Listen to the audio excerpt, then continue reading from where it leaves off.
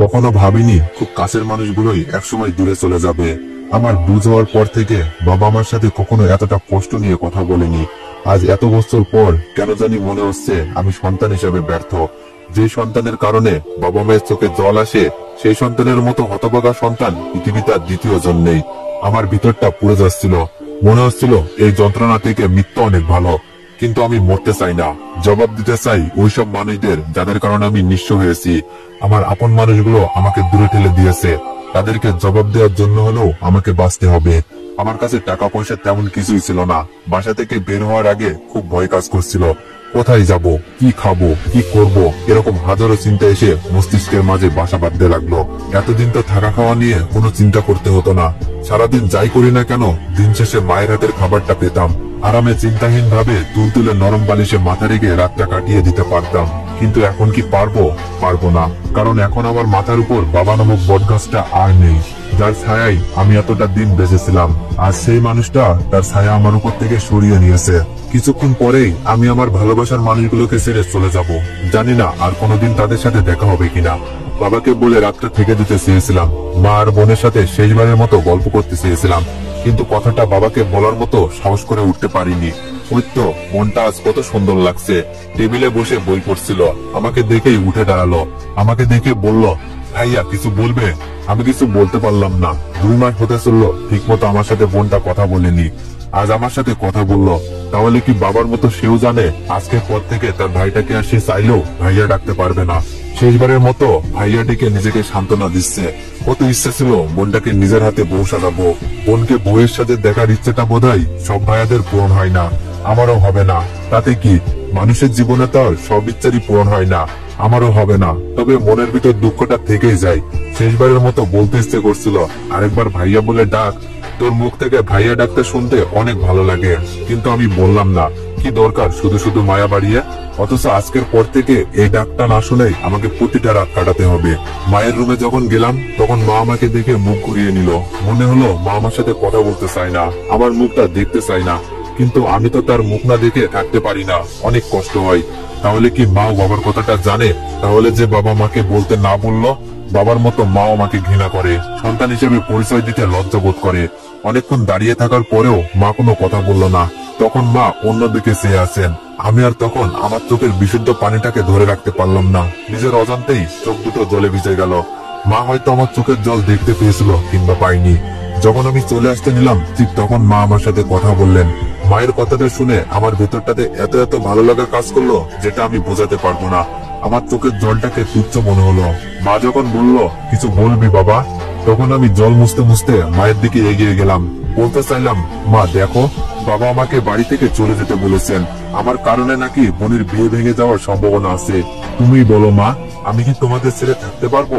কখনো কি থেকেছি? জীবনে একটা রাতও তো তোমাদের ছাড়া কাটাইনি। একটা বছর কিভাবে থাকবো? বাবা কি জানে না আমার যাওয়ার মতো কোনো জায়গা নেই? বাবা কি জানে না আমার কাছে খাওয়ার মতো কোনো টাকা নেই? বাবা কি জানে না তোমার হাতে রান্না না খেলে পেটে খাবার হজম হয় না? তুমি বাবাকে বলে ম্যানেজ করো না মা। আমি থাকতে পারবো না তোমাদের ছাড়া। যতটা দিন বাঁচবো তোমাদের মাঝেই আমি বাঁচতে চাই। তোমাদের ছাড়া আমার জীবনটা অপূর্ণ। কিন্তু আমি বলতে পারলাম না। বাবা সেই কথাটা মনে পড়ে গেল। আমি মাকে গিয়ে জড়িয়ে ধরে কাঁদতে লাগলাম। মা তখন বলল, কাঁদছিস কেন? কি হয়েছে আমাকে বল। আমি মায়ের প্রশ্নের জবাবে কিছু বলতে পারলাম না। শুধু বললাম, আমাকে ক্ষমা করে দিও মা। আমি তোমাদের স্বপ্নটা পূরণ করতে পারিনি। আমার জন্য মানুষের কাছে তোমাদেরকে অনেক ছোট হতে হয়েছে। তবে বিশ্বাস করো মা, আমি এমন কিছু করিনি। তোমার ছেলে কি এমন কাজ করতে পারে? তুমি বলো মা, তুমি তো আমাকে জন্ম দিয়েছো। আমার প্রতি তোমার কি বিশ্বাস নেই বলো? আমি কি এমন কাজ করতে পারি? মা কিছু বলে না। আমিও কথাগুলো বলে চলে আসি। জানি না মা কথাগুলো বিশ্বাস করেছে কিনা, সেটা নিয়ে ভাবছিও না। এখন বিশ্বাস করলেও তো আমি আমার হারানো দিনগুলো আর ফিরে পাবো না। আমার 22 বছরের জীবনে কখনো এভাবে মাকে জড়িয়ে ধরেনি। হয়তো লজ্জা কিংবা সংকোচ, যে কোনো কারণেই হোক না কেন, মাকে কখনো জড়িয়ে ধরা হয়নি। তবে আজ যখন মাকে জড়িয়ে ধরলাম তখন আমি একটা জিনিস উপলব্ধি করলাম। মাকে জড়িয়ে ধরে কাঁদার মতো সুখ এই পৃথিবীতে আর কিছুই হতে পারে না। আমি যখন মাকে জড়িয়ে ধরে কাঁদছিলাম তখন মনে হলো আমি পৃথিবীর সবচাইতে বিশুদ্ধ আর পবিত্র মানুষটাকে জড়িয়ে ধরে আসি। এখন প্রায় রাত 12টা বাজে। বাসার সবাই ঘুমিয়ে গেছে। বাবা বলেছিলেন আমি চলে যাওয়ার কথাটা কেউ যেন জানতে না পারে, সেটাই করছি। সত্যি বলতে যেতে ইচ্ছা করছিল না, আমার থাকার মতো অবস্থাতেও ছিলাম না। বাড়ির বাইরে চলে এসেছি, আর চাইলেও আমি এই বাসায় যেতে পারবো না, কারণ এই বাসার মানুষগুলোকে আমি সবসময় ভালো দিতে চাই। তাদেরকে আমি কোনো সুখ দিতে না পারলেও কোনো দুঃখ দিতে চাই না। তাই বাবার বাধ্য সন্তান হয়ে বাবার কথা মতো বাসা থেকে চলে যাচ্ছি। শেষবারের মতো যখন জানালার দিকে তাকালাম তখন কাউকে দেখতে পেলাম না, অথচ আমি আশা করেছিলাম বাবা মা চলে যাওয়াটা দেখবে, শেষবারের মতো আমাকে দেখবে, কিন্তু এমনটা হলো না। ফোনটা আবার হাতে নিলাম, অন্তত কয়েকটা রাত কারো না কারোর বাসায় থাকতে হবে। এত রাতে কার বাসায় যাব, এটা ভাবতেই মনে হলো এত রাতে কাউকে বিরক্ত করা ঠিক হবে না। আজকের রাতটা না হয় ফুটপাতেই কাটাই। কত মানুষ তো তাদের সারাটা জীবন রাস্তায় কাটালো, আমি না হয় একটা রাতের জন্য ফুটপাতের মানুষ হয়ে গেলাম।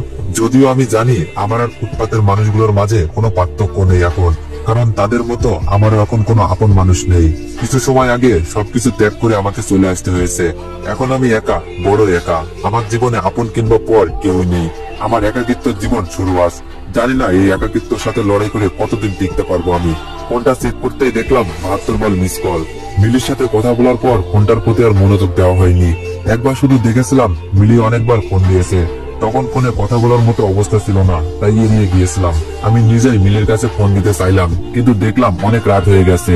এত রাতে মিলি হয়তো ঘুমিয়ে গেছে, তাই ফোন দিব কি দিব না এটা নিয়ে দ্বিধায় পড়ে গেলাম। অবশেষে যখন রাতটা কোনো ক্রমেই পার হচ্ছিল না, তখন মিলিকে ফোন দিলাম। ফোন দেওয়ার সাথে সাথেই মিলি ফোন ধরে ফেলবে এটা ভাবিনি, তার মানে এতক্ষণ সে জেগেছিল। ফোনটা রিসিভ করেই মিলি খুব কড়া গলায় বলল, সমস্যা কি তোমার? নিজেকে কি মনে করো তুমি? এত বড় জঘন্য একটা কাজ করেও তুমি আমার সাথে ভাব নিচ্ছ, আমাকে ইগনোর করছো। কতবার ফোন দিয়েছি হিসাব করেছো? আমার তোমাকে এড়িয়ে চলা উচিত, সেখানে তুমি আমাকে এড়িয়ে চলছো। ব্রেকআপের পর তুমি যদি একটিবার ফোন দিয়ে সরি বলতে, তাহলে আমি সব ভুলে যেতাম, তোমাকে বুকে টেনে নিতাম, কিন্তু তুমি সেটাও করনি। কেন করনি? তোমার ইগোর কারণে, তাই তো? আজ যখন এতদিন পর নিজে থেকে ফোন দিলাম, তখন তুমি আমার ফোন ধরতে চাও না, ফোন কেটে দাও। আমি মিলিকে আমার কষ্টের কথা বলতে চাইলাম আমার নিঃস্ব হওয়ার কথা। তাকে বলতে চাইলাম আমার বাবা আমাকে বাড়ি থেকে 1 বছরের জন্য বের করে দিয়েছে।